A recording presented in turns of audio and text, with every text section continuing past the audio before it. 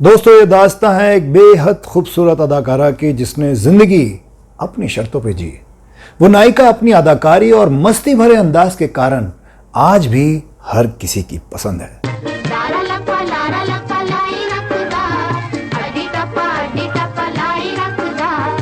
वो ऐसी अभिनेत्री थी जिनके एक गाने ने कश्मीर से कन्याकुमारी तक धूम मचा दी।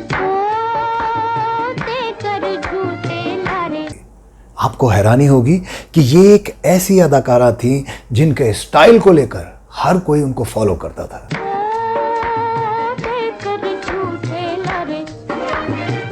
वो कुछ भी पहनती वो फैशन बन जाता था। उन्होंने कॉमेडी फिल्म की पहली नायिका का खिताब अपने नाम दर्ज कराया था। दोस्तों, कितनी बड़ी बात है। ध्यान जरा काम में रखना मैनेजर साहब।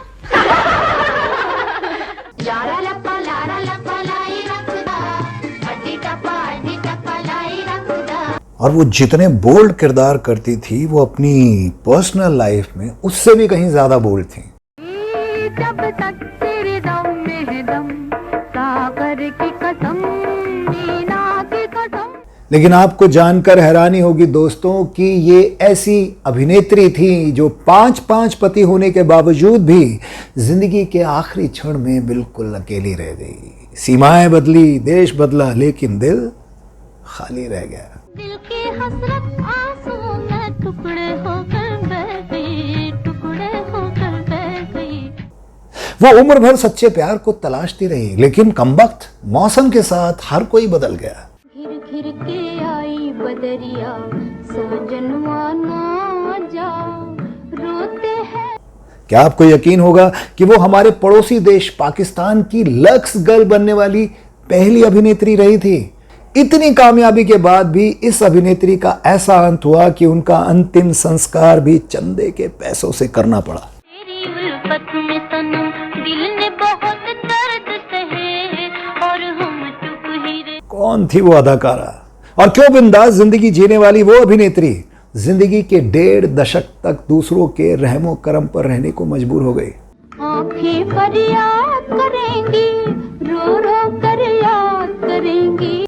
क्या कारण है कि जो कभी बॉलीवुड की जान हुआ करती थी वो अचानक गायब हो गई? क्या है उनकी लव लाइफ की हकीकत? जानेंगे और भी बहुत कुछ। बने रहिए मेरे साथ मेरे प्रोग्राम बॉलीवुड ही बॉलीवुड में।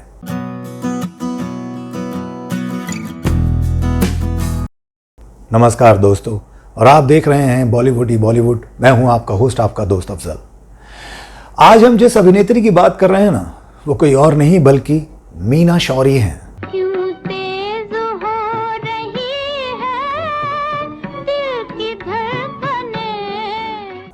सन 1921 में 13 नवंबर की तारीख थी। पंजाब प्रांत के रावलपिंड के एक जमींदार परिवार में एक खूबसूरत बच्ची का जन्म हुआ। परिवार ने प्यार से नाम रखा खुर्शीद जहां, जो आगे चलकर एक बेहतरीन अदाकारा बनी। वो कह गए थे कि आएंगे, आएंगे और आ न सके। खुर्शीद का परिवार बहुत गरीब था। उनके पिता सख्त मिजाज के साथ साथ उसूलों के पक्के थे। उनका परिवार पहले फिरोजपुर में रहता था और उनके पिता की जो माली हालत, आर्थिक हालत थी वो ठीक नहीं थी, जिसके चलते वो रोजगार की तलाश में पाकिस्तान के लाहौर में आकर रहने लगे थे, जहां उन्होंने रंगाई के धंधे में अपना हाथ आजमाया, लेकिन वहां वो चले नहीं, असफल रहे। गरीबी और बदहाली ने उनका पीछा नहीं छोड़ा। यूं ही गरीबी में दिन बीतते गए और समय के साथ खुर्शीद जहां भी बड़ी हो रही थी। इसी दौरान उनकी बड़ी बहन वजीर बेगम की शादी मुंबई में हो गई और वो वहीं सेटल हो गई। दोस्तों, ये बात है 1941 की, जब 16 साल की खुर्शीद जहां अपनी बहन के साथ मुंबई घूमने आई थी। एक दिन उनके जीजा उसे एक फिल्म के मुहूर्त पर ले गए और ये सेट था सोहराब मोदी की फिल्म सिकंदर का। इसी दौरान वो सोहराब मोदी के तंबू में चली गई, जहां सोहराब मोदी कुछ लोगों के साथ बैठकर फिल्म के बारे में डिस्कस कर रहे थे। तभी तंबू में अचानक आई खुर्शीद को देखकर लोग उन्हें देखते रह गए। इतनी, आप सोचिए कि वो किस भला की खूबसूरत होगी कि लोग उन्हें देखते रह गए अचानक। मतलब किसी ने ये नहीं पूछा कि तुम्हारी हिम्मत कैसे हुई, ऐसे घुसे आई तुम। वो इतनी खूबसूरत थी कि सब उन्हें देखते रहे। उन्होंने उनके जीजा को बुलाकर उनको एक्टिंग करने का प्रस्ताव दिया और जिसे उनके जीजा ने खुशी खुशी स्वीकार कर लिया। और इस तरह सोहराब मोदी ने उन्हें फिल्म सिकंदर में काम दिया। खिलो मत वाले दोस्तों, खुर्शीद ने इस फिल्म में तक्षशिला नरेश की बहन आम्बी की भूमिका निभाई थी और वहीं पृथ्वीराज कपूर ने सिकंदर की भूमिका निभाई थी। पृथ्वीराज कपूर बहुत हैंडसम लगे हैं, आप ये फिल्म जरूर देखिएगा, बहुत ही खूबसूरत फिल्म है। दोस्तों, ये फिल्म बनी और सुपरहिट रही। फिल्म में खुर्शीद का रोल तो छोटा था पर लोगों ने उनकी एक्टिंग को बहुत पसंद किया। सोहराब मोदी ने खुर्शीद को एक नया नाम दिया, मीना। भाई को भारत के दुश्मन सिकंदर के पास जाते हुए लाज नहीं आती, तो बहन को भारत के दोस्त पुरु के पास जाते हुए लाज क्यों आए? फिर क्या था, बॉलीवुड में खुर्शीद उर्फ मीना की गाड़ी चल पड़ी।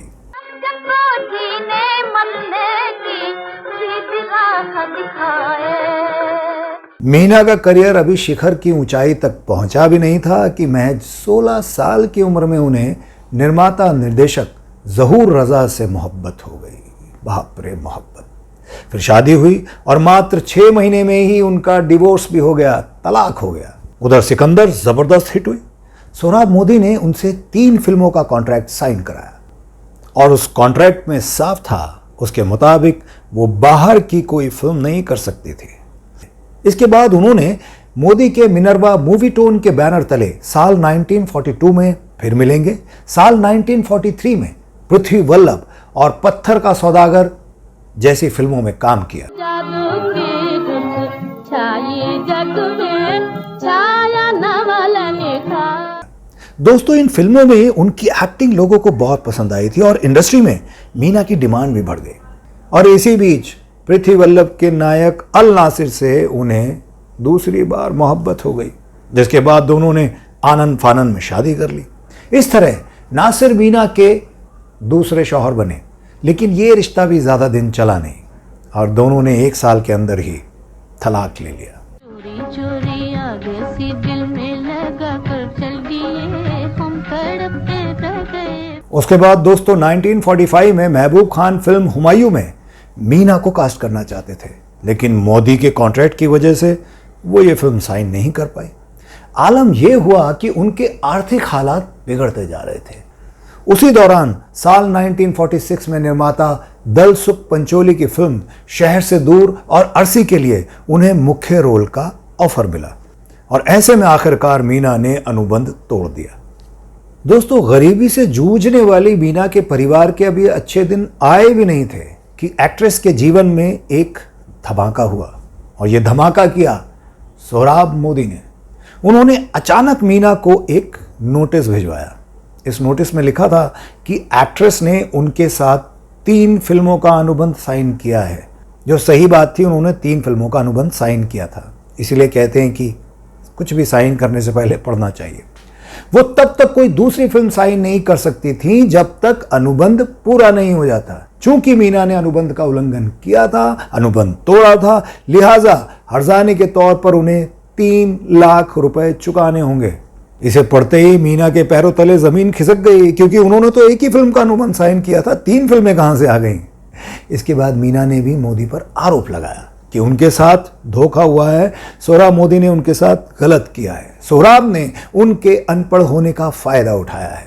तब अच्छा भला मीना का चलता करियर ठहरने लगा तो मीना परेशान हो गई। उन्होंने मोदी से मिन्नत की और कहा कि हर्जाने की रकम कुछ कम कर दो भाई। मोदी ने भी सहमति जताई और उन्होंने तरस खाकर हर्जाने की रकम 60,000 रुपये कर दी। मगर उनके लिए तो ये भी एक मोटी रकम थी।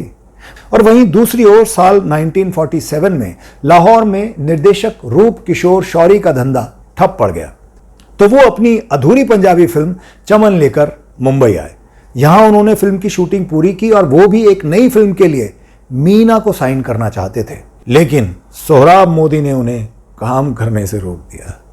फिर आखिरकार थकार कर मीना ने सोहराब मोदी की पत्नी मेहताब से रिक्वेस्ट की, उनकी मदद की। मेहताब ने समझौता करवाया। 3 लाख मांगने वाले मोदी ने आखिर 30,000 लेकर मीना को कॉन्ट्रैक्ट से मुक्त कर दिया। और उधर भारत पाकिस्तान के विभाजन के कारण कई नामी आर्टिस्ट और फिल्मकार भारत आ गए। कई ऐसे थे जो मुंबई से लाहौर चले गए, लेकिन मीना मुंबई में ही रही और उनकी किस्मत का सितारा 1949 में आई फिल्म एक थी लड़की से फिर चमका, जिसे रूप किशोर शौरी साहब ने बनाया था। इस फिल्म के पहले सीन से आखिर तक कॉमेडी ही कॉमेडी थी। ये मेज पे क्यों सो रही हो तुम? तो और कहाँ सोती? यहाँ पलंग तो है नहीं। पलंग? कौन से दफ्तर में पलंग होते? दोस्तों, इसी फिल्म में लता जी द्वारा गाया गया एक गाना था, लारा लप्पा लाई रखदा, जिसमें मीना जी ने शानदार अदायगी की। फिल्म जबरदस्त हिट हुई और उस दौर में इसे बिगेस्ट रनवे हिट फिल्म कहा गया। ये गाना थोड़ा थोड़ा हमें याद है, लारा लप्पा लाई रखदा, हमने शायद बहुत छोटे थे तब सुना था। लार लप्पा लाई रखदा, डिटप्पा लाई रखदा। और उसके बाद देखते ही देखते मीना युवा दिलों की धड़कन बन गई और वो लारा लप्पा गर्ल के नाम से फेमस हो गई। बाबूजी की बात निराली, दिल भी खाली, जेब भी खाली। दोस्तों, यही फिल्म उनके करियर में मील का पत्थर साबित हुई। हालांकि इससे पहले भी उनकी कई फिल्में हिट रही थी, लेकिन इस फिल्म के बाद वो शोहरत की उन बुलंदियों पर पहुंच गई जहां उन्हें स्टार कहा जाने लगा। लार लप्पा लाई रखदा, डिटप्पा लाई रखदा। और दोस्तों, इस फिल्म के दौरान ही उनको निर्माता रूप के शौरी से मोहब्बत हो गई और दोनों ने शादी कर ली। एक और मोहब्बत। इस तरह खुर्शीद पहले मीना बनी, फिर बनी मीना शौरी। किस जा लगा है तीरे नजर, कुछ ना पूछिए। ये रिश्ता ठीक ठाक चल ही रहा था कि मीना शौरी को फिल्में लगातार मिल रही थी। मीना को निर्देशक बी के सागर की फिल्म 1949 में एक तेरी निशानी मिली, जिसमें त्रिलोक कपूर हीरो थे। इसके बाद 1950 में उन्हें करण दीवान प्रोडक्शन की फिल्म अनमोल रतन मिली। 1951 में उनके पति रूप शौरी ने फिल्म ढोलक बनाई, तो उसमें उन्हें अजीत के ऑपोजिट कास्ट किया गया।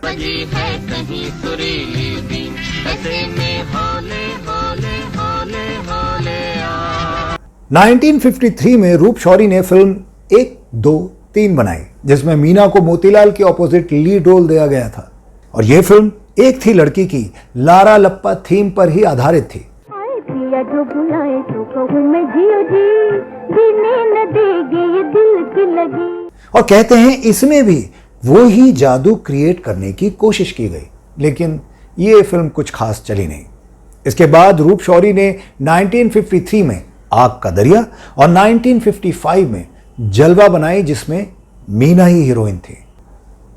इन फिल्मों ने अच्छा कारोबार किया था और मीना शोहरत की बुलंदियां चढ़ रही थी। दोनों हाथों जोड़ के मीठा मीठा बोल के जोर नजर से ताकारे। इसी बीच 1956 में जीपी सिप्पी की श्रीमती 420 आई, जिसने उन्हें एक बार फिर से सुपरस्टार बना दिया। बड़ी रंगीली जिंदगी है, हंसी है दिल लगी है, मजा ये जीते जी है, तुम मुस्कुराएगा। अच्छा, इंडिया में जो उनकी आखिरी फिल्म आई थी वो थी 1958 में चंदू। मीना की अदाकारी के चर्चे देश और विदेश में होने लगे। लाहौर में मीना की लोकप्रियता बहुत बढ़ गई थी, लिहाजा 1956 में एक पाकिस्तानी निर्माता जेसी आनंद ने रूप किशोर शौरी और मीना को एक फिल्म मिस 56 बनाने के लिए निमंत्रण दिया, जो गुरुदत्त की फिल्म मिस्टर एंड मिसेस 55 की नकल थी। वहां मीना का ऐसा जोर शोर से स्वागत किया गया कि शौरी पूरी फिल्म करने के बाद भारत लौटी ही नहीं। उन्होंने पाकिस्तान में अपनी पॉपुलैरिटी देखकर वहीं रुकने का फैसला किया। इसी को शोहरत कहते हैं, इसी को फेम कहते हैं। इस फैसले से उनके शादीशुदा जीवन पर बहुत गहरा प्रभाव पड़ा। उन दोनों का रिश्ता टूट गया और शौरी से उनका तलाक हो गया। मीना शौरी ने पाकिस्तान में 29 उर्दू और पंजाबी फिल्मों में काम किया। मीना पहली पाकिस्तानी एक्ट्रेस थी जो लक्स गर्ल बनी।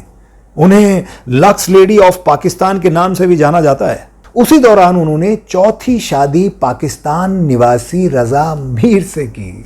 चौथी शादी, लेकिन ये शादी भी नहीं चल पाई। फिर क्यों आंख चुराई, हाथों में हाथ दिया है, लाज निभा।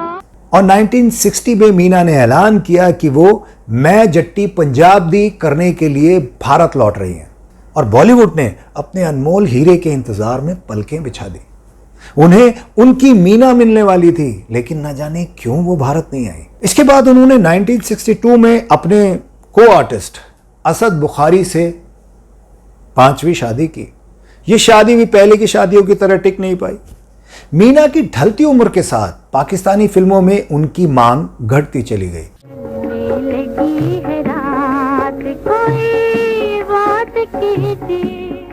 इसी को उम्र कहते हैं। कमाई के रास्ते बंद हो गए थे। दोस्तों, जब कमाई बंद हो गई तो रिश्तेदारों ने भी साथ छोड़ दिया। जब तक माल है ताल है, वरना तू कंगाल है। मीना की सबसे फेमस फिल्म 1956 में बनी थी श्रीमती 420, जो कि बॉक्स ऑफिस पर हिट रही थी। बड़ी रंगीली जिंदगी है, हंसी है दिल लगी है, मजा ये जीते जी है, तुम मुस्कुराए जा। 40 और 50 के सालों की मशहूर आर्टिस्ट मीना शौरी ने भारत और पाकिस्तान में तकरीबन 50 फिल्में की, लेकिन कॉमेडी के नाम पर सिर्फ 2 फिल्में थी, एक भारत में और दूसरी बनी पाकिस्तान में। सिनेमा के इतिहास में महिला कॉमेडियन की शुरुआत उन्हीं से हुई बताई जाती है। दोस्तों, हो गए? ओह, आप? जी मैं। इसका क्या मतलब है? ये मेज पे क्यों सो रही हो तुम? तो और कहाँ सोती? यहाँ पलंग तो है नहीं। पलंग? कौन से दफ्तर में पलंग होते? कोई बात नहीं, नींद अच्छी है। भारत में रहकर मीना ने सिकंदर, सहारा, पृथ्वी वल्लभ, पत्थरों का सौदागर, भाईजान, नीलम, शहर से दूर, एक तेरी निशानी समेत दर्जन भर फिल्मों में काम किया। वहीं पाकिस्तान में बड़ा आदमी, सितारों की दुनिया, बहरूपिया, मौसीकर, अंधी मोहब्बत और खामोश जैसी फिल्मों में काम किया। लेकिन किसी ने सही कहा है कि सफलता आसमान में उड़ने वाली पतंग की तरह होती है, जिसे जमीन पर आना ही होता है।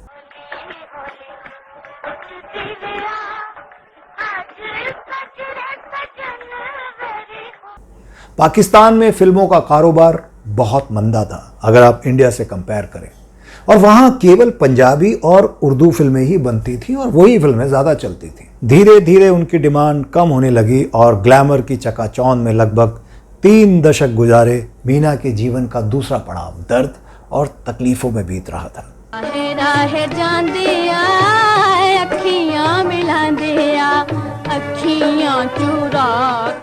लिहाजा 1974 और 75 से 1.5 दशक तक उन्होंने अपना जीवन गरीबी और बदहाली में जिया। पाकिस्तान में उनके आखिरी दिन गुमनामी और बदहाली में गुजरे। वो लाहौर के एक छोटे से घर में तन्हा रहती थी। खाने पीने के लिए पाकिस्तानी आर्टिस्ट काउंसिल और रोटरी क्लब के रहमो करम पर जिंदा रहना पड़ता था।